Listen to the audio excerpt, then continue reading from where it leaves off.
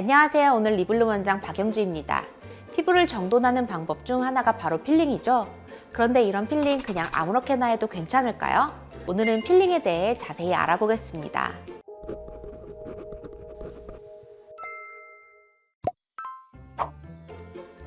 우리 피부는 28일 주기로 각질이 탈락되고 새로 형성되는 과정을 거치게 돼요.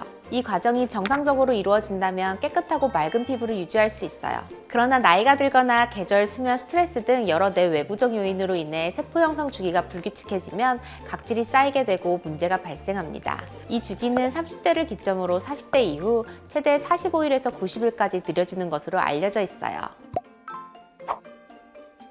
필링을 하게 되면 첫 번째로 화이트닝, 즉 미백 효과가 있습니다. 피부 표피에 축적되어 있던 각질 세포의 탈락이 반복되면 멜라닌 색소가 함께 줄어들면서 환해지기 때문이죠. 두 번째로 매끄러운 피부를 만들 수 있어요. 우리 피부에 각질이 과도하게 축적되면 피부가 거칠어지고 유효 성분 흡수를 막아 건조하거나 민감해지게 만들 수 있는데요. 이 각질층을 정리해주면서 매끄럽게 만져지는 피부가 만들어지는 것이죠. 세 번째로 여드름이 생성되지 않도록 도와줍니다. 모공에 각질이 쌓이게 되면 정상적으로 나와야 하는 피지가 배출되지 못하고 면포가 생성되게 되는데요. 이런 필링 과정을 통해 각질이 모공을 막는 것을 예방할 수 있어요. 앞에서 말한 내용만 보면 필링은 필수로 해야 하는 것 같은 느낌이 들죠? 하지만 단점도 존재해요. 우리 피부에는 노폐물뿐만 아니라 피부를 보호해주는 지질 성분인 피부 장벽이 존재합니다. 흔히 들어보셨을 세라마이드, 콜레스테롤, 유리지방산 같은 성분이죠. 필링을 필요 이상으로 하게 된다면 이런 성분들이 같이 제거되면서 얼굴이 따가워지고 붉어지는 부작용이 생길 수 있어요. 그럼 어떻게 해야 필링을 잘하는 것일까요? 우선 내 피부 타입에 맞는 제품을 사용하는 것이 필요해요.